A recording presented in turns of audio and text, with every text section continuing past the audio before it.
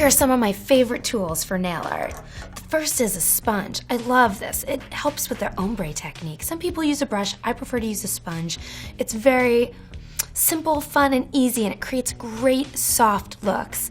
You can use this end to do the whole bed of the nail, or like I did for Color Club for Charlotte Ronson Spring 2013 collection, we used this side and actually did ombre stripes. So you can get creative with your technique using this sponge. So now to get super fine lines in your nail art looks, there are two basic pre-bottled nail art brushes. And it's great because then your brushes never dry out. You can get just a regular striper brush, and here I have Color Club's Art Club. Just a regular striper brush. They're thin, they're flexible, they're great for doing long lines. But there's also, some nail artists prefer to work with pens, and there are a lot on the market. And they work just like a pen, except if you squeeze a little bit of paint will come off at the top. And then you can just take it straight to your nail and run with it.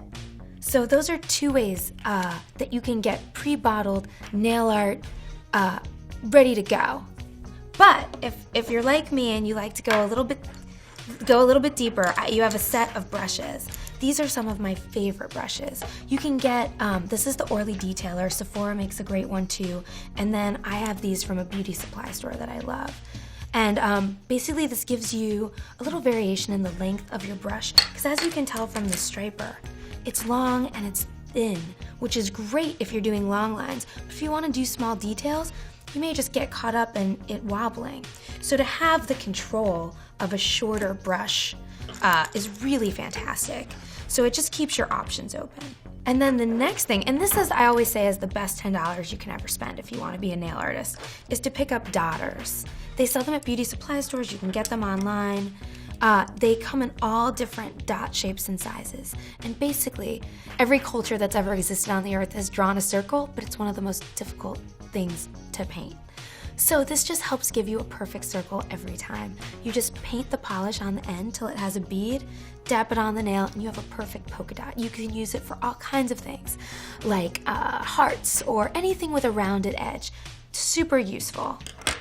And then, after I make a mess, because I've never been neat, I've always been messy, you clean up brush. This is a size 5 acrylic brush made out of sable, and I just dip it. I take a dappen dish or just like a little crystal dish. Don't use plastic. Acetone has a tendency to eat through plastic, but just a little glass or just a little dish. You can find this at any beauty supply store. It's called a dappen dish. You just fill it with acetone, dip your brush in here, and then you can clean up along the edges of your nails. It's a substitute for, the problem with Q-tips is that the cotton can sometimes get in the wet nail polish. So this is a substitute that won't get those fuzzies in your nail polish.